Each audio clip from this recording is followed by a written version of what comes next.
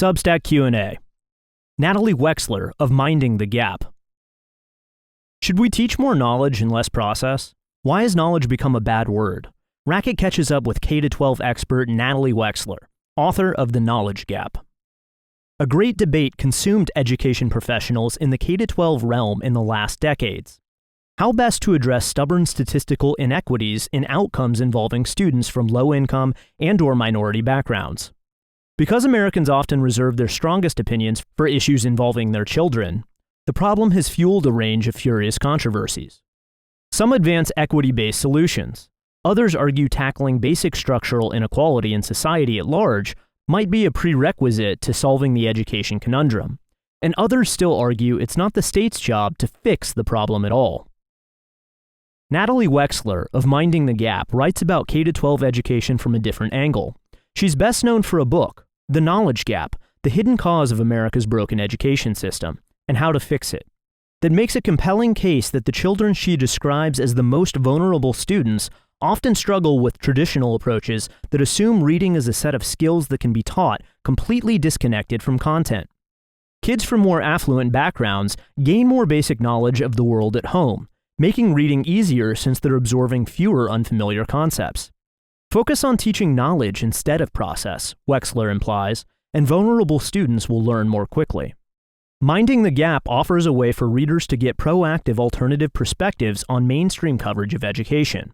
When Washington Post writer Laura Meckler published a popular book called Dreamtown, Shaker Heights and the Quest for Racial Equity, Wexler wrote, Shaker Heights offers a lesson in the limits of integration, which argued the outcomes in the famed Cleveland suburb might be caused by an ineffective approach. If Shaker and other school systems are serious about achieving equity, they need to first abolish a tracking system that begins in kindergarten, under the widely accepted practice of leveled reading, and adopt a curriculum that gives all children access to enrichment. What is tracking? Wexler links to an article about that, too. High school used to be an elite institution. In the 19th century, relatively few students went past 8th grade. But between 1870 and 1940, the number attending high school increased by a multiple of almost 90. Faced with a massive influx of ill-prepared students, high schools introduced tracking.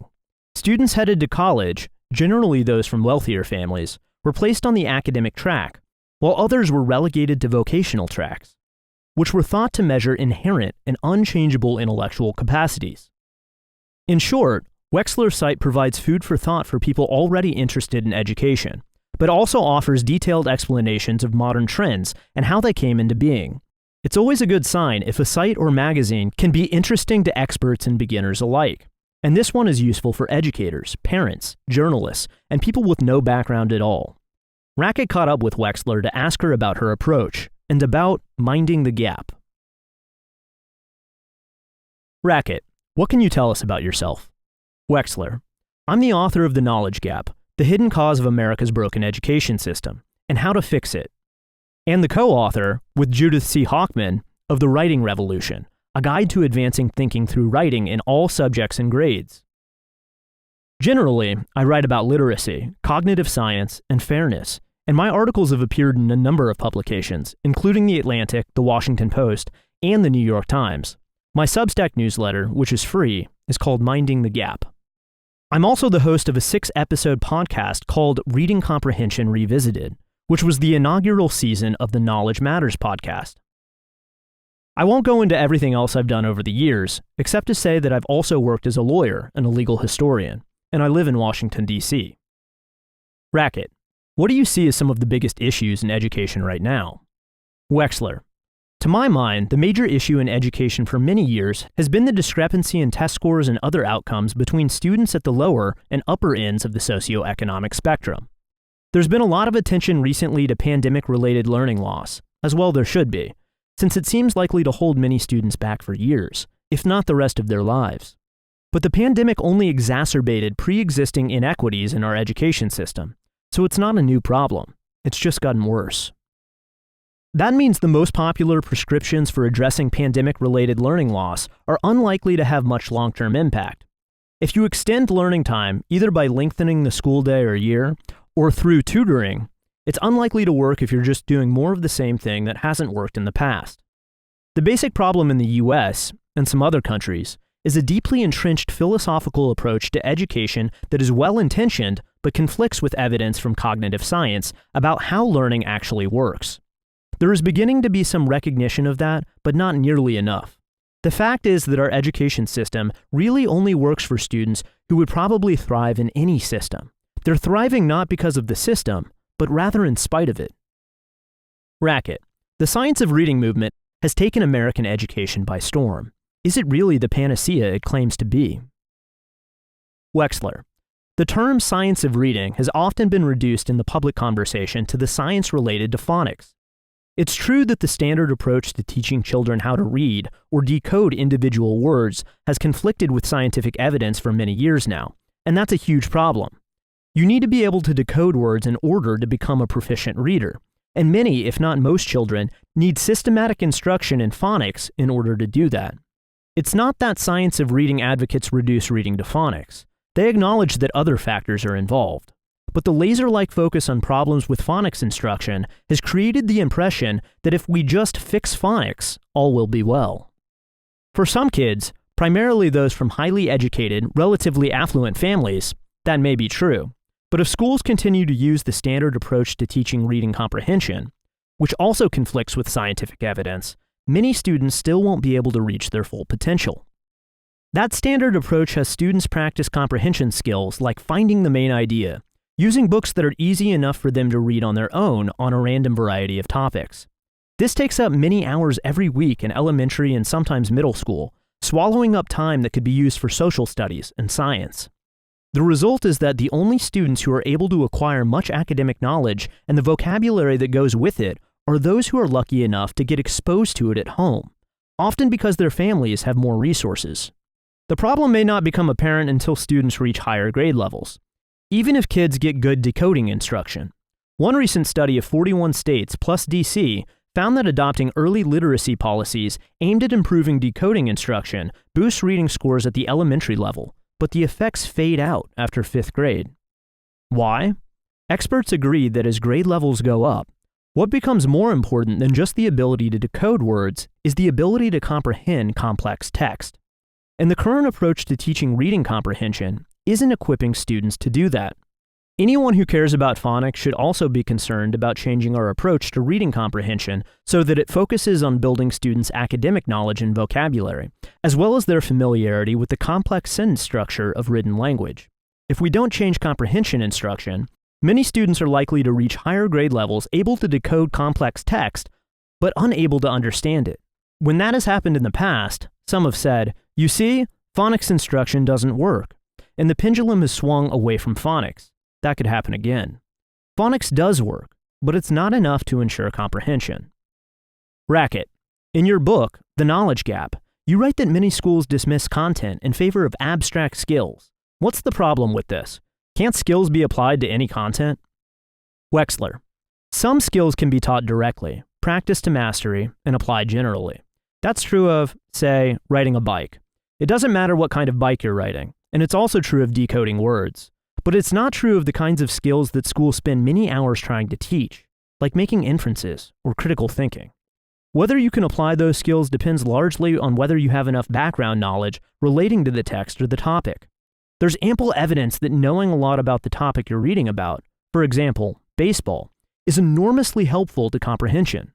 Similarly, there's lots of evidence that the more you know about a topic, the better able you are to think critically about it.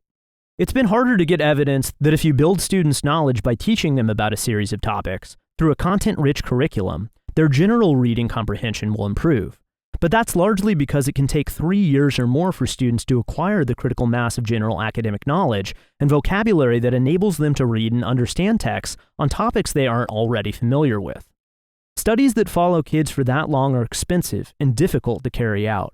Still, we're beginning to get some of them, and they generally bear out the theory behind knowledge-building curricula, with students from low-income families benefiting the most.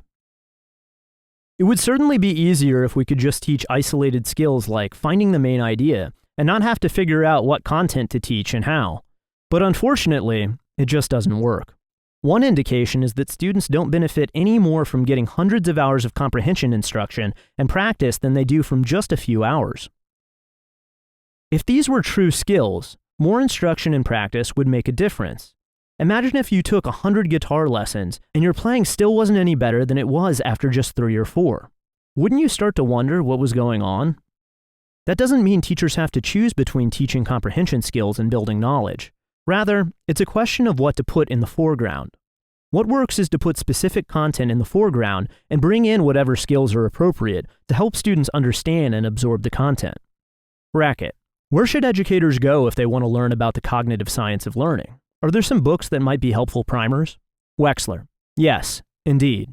And this is a good opportunity to make the point that the science of reading, including the science related to reading comprehension, is really a subset of the science of learning in general, or cognitive science. Our ability to understand what we read draws on everything we've been able to learn. At the same time, reading is a way of learning. The same thing is true of writing. So the principles of cognitive science, which have a lot to do with ensuring that students are able to retain important information in long-term memory, also apply to literacy. Many books have been written that explain cognitive science to lay people, including a number specifically directed at teachers. Perhaps the granddaddy of them all is Make It Stick by Peter C. Brown, Henry L. Roediger III, and Mark A. McDaniel, which appeared in 2014. Others that are particularly relevant for teachers, and this is not an exhaustive list, include Powerful Teaching by Patrice M. Bain and Pooja K. Agarwal, Uncommon Sense Teaching by Barbara Oakley, Beth Rogowski, and Terrence J. Sejnowski, How Learning Happens by Paul A. Kirshner and Carl Hendrick, How We Learn by Stanislas Dehaene, Why Don't Students Like School by Daniel T. Willingham, Sweller's Cognitive Load Theory in Action by Oliver Lovell, and the most concise of all, at 75 small pages, Cognitive Load Theory by Greg Ashman. There are also online resources like the Learning Scientist website and the Science of Learning Substack newsletter. Racket. You're a Democrat who's been mistaken for a Republican mainly because some words around education seem to code left or right for reasons that might seem mysterious to an outsider. Why is knowledge controversial? Wexler. It's not just advocating for building knowledge that has been seen as a politically conservative position. Advocating for systematic phonics instruction has also been viewed that way by many educators. I'd say the deep roots of that perception lie in the philosophy that has dominated schools of education for the past 100 years or so. At its heart is the idea that students learn best when they discover things for themselves and direct their own learning rather than having someone actually teach them anything. The mantra is that it's better to be a guide on the side than a sage on the stage.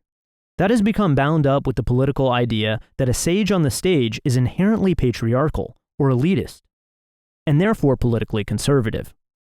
As applied to phonics, the belief has undergirded the erroneous idea that most children will essentially teach themselves to read if they're surrounded with enough good books. Few would make that argument today. It was popular 30 or 40 years ago, but there's still a feeling among many educators that too much direct instruction is unnecessary and even harmful. Something similar is at play when it comes to the idea of knowledge. I was told by the dean of one school of education that the very idea of transmitting knowledge from one generation to another is inherently elitist. On top of that, there is the perception on the left that some knowledge-building curricula are overly Eurocentric or take what they see as a conservative position on certain topics. The same curricula have been attacked from the right for being too woke. I think the opposition to knowledge building on the left is motivated by a sincere belief that it would cause harm to students from historically disadvantaged minorities. And the very idea of a knowledge gap is disrespectful to the funds of knowledge those students have acquired from their own communities. If you look at what cognitive science tells us, though, it's clear those students stand to benefit the most from a knowledge-building curriculum. And to say that some students have knowledge gaps doesn't imply a lack of respect for the knowledge they've acquired outside school. We all have knowledge gaps. I'm reminded of my own knowledge gap whenever I try to read something about sports or popular culture. But the knowledge gap I'm focusing on is the gap between the knowledge the curriculum assumes students will have at higher levels, the knowledge we hold them accountable for, and the knowledge we give them access to at lower grade levels. To me, holding someone accountable for knowledge you've denied them access to is the height of unfairness. Racket. What is tracking, and why do you think it failed in places like Shaker Heights? Wexler. Tracking is usually thought of as the different sequences of courses that students are funneled into in middle and/or high school, supposedly on the basis of ability. The practice originated in the early 20th century, when the high school population suddenly exploded. Before that, high school had basically been limited to a small minority who were academically inclined. But now there was an influx of students who weren't prepared to handle a rigorous curriculum. So schools established, for example, vocational tracks for those who were thought not to be college material, often based on IQ tests.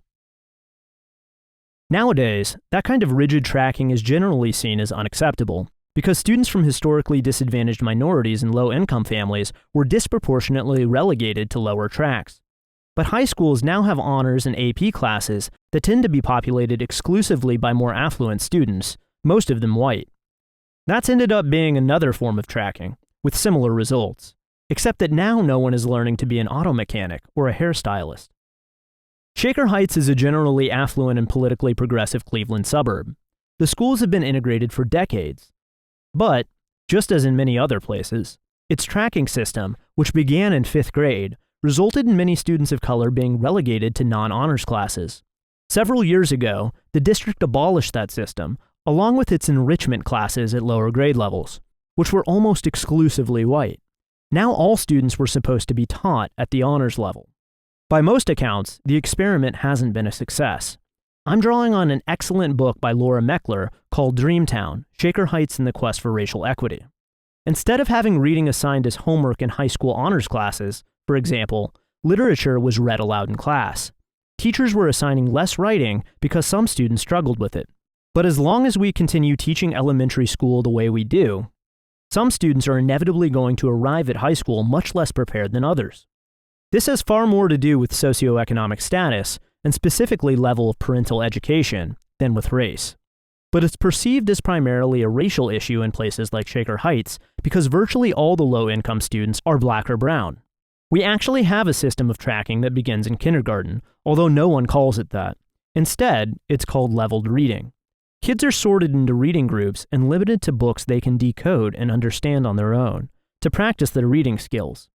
There are at least 2 problems with that. First, the tests used to sort kids are highly unreliable, mainly because they don't take account of the fact that prior knowledge of the topic is closely linked to comprehension. So kids may be trying to read books they don't have the background knowledge to understand. They may also be unable to decode them if the words don't follow the phonics patterns that have already been taught. The other problem, though, is that if they do understand the books, the vocabulary is likely to be pretty simple, so they're not acquiring the kind of academic vocabulary they'll be assumed to have in later years. The way to combat tracking is to give all children, beginning in the early elementary years, access to complex, engaging texts that are organized around specific topics. For example, having a teacher read aloud a series of books about sea mammals for a few weeks and lead class discussions of the content. Once kids have acquired knowledge of sea mammals that way, they're likely to be able to read and write about that topic at a higher level, gaining yet more knowledge. By the time kids get to middle or high school, they should have acquired enough academic knowledge and vocabulary to handle, say, a high school textbook on biology. Kids also need explicit instruction in writing, beginning at the sentence level, with writing activities embedded in the content they're learning. This description applies to a method of instruction called the writing revolution. Writing is really hard, much harder than reading, and we basically expect kids to just pick it up. Most don't. Explicit writing instruction of this kind can also help compensate for knowledge gaps at higher grade levels. Writing helps information stick in long-term memory, even if you don't have a pre-existing framework to fit it into. It simply won't work to end tracking by declaring all students honor students. That doesn't mean everyone has to take the same high school classes. Even if we start building knowledge for all children in the early grades, there will inevitably be differences in academic aptitude or interest. Under that kind of system, it might well make sense to provide different kinds of high school classes depending on those differences. But right now, I don't think we have any idea of the true academic potential of most students. Racket.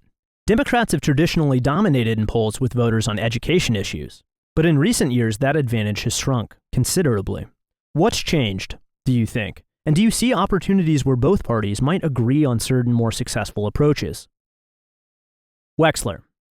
I think Democrats have, with the best of intentions, made some missteps on education in the last couple of decades, and that has led to some backlash. The No Child Left Behind legislation was actually initiated under a Republican, George W. Bush, but it came to be identified with Democrats under the Obama administration. So did the Common Core standards, which were originally a bipartisan effort. The resulting regime of testing, along with instruction that didn't seem to make much sense, alienated many teachers and parents. The architects of the Common Core literacy standards actually wanted schools to adopt knowledge-building curricula, but for the most part, that message didn't come through. In addition, I think some voters identify Democrats with what they see as leftist indoctrination in schools. I think the media have given too much coverage to education culture wars, and I don't think legislatures should be in the business of telling teachers what they can and cannot discuss in class. But the fact is that in many places, teachers skew to the left of the surrounding population, and that can lead to problems.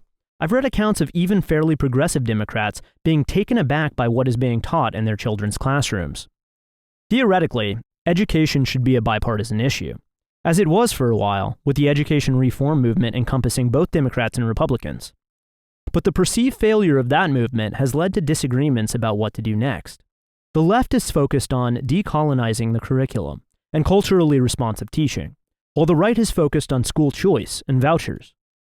No one is talking much about the fact that the fundamentals of our education system conflict with science, aside from the science of reading outcry over phonics. Still, I'm wary of the federal government trying to effect much change in education, regardless of which party is in office. It doesn't have any direct power over education, and when indirect efforts have been tried, they've tended to backfire. I suppose the Secretary of Education could at least start talking about cognitive science, as government officials in some countries have done, but the risk is that those in the opposing party would reject the concept on political grounds. Also, the message is pretty complicated, far more complicated than teach phonics, and a lot could get lost in translation. It seems to me our best bet is for individual states to identify literacy curricula that both teach phonics systematically and build knowledge effectively, not always an easy endeavor, and require, or at least recommend that districts adopt them. That's already beginning to happen in some places, mostly red states, but also some blue ones.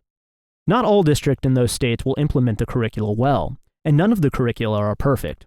The most reliable source for identifying knowledge-building curricula is the website of the Knowledge Matters campaign, although it doesn't weigh their relative advantages and disadvantages.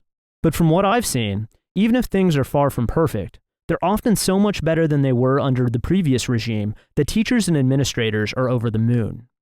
And some places are actually knocking it out of the park, often by combining an approach like the writing revolution with a content-rich curriculum. The problem is that it's hard to identify where this is happening. I visited one such district recently, Monroe, Louisiana. It's virtually impossible to figure out which districts or schools are using which curricula because states generally don't collect that information. At the very least, state governments should start assembling and publicizing that data instead of just disseminating test scores that don't provide much information about actual school quality. I would hope that would be a nonpartisan issue. Thanks for listening to the audio version of this article. For more, visit racket.news.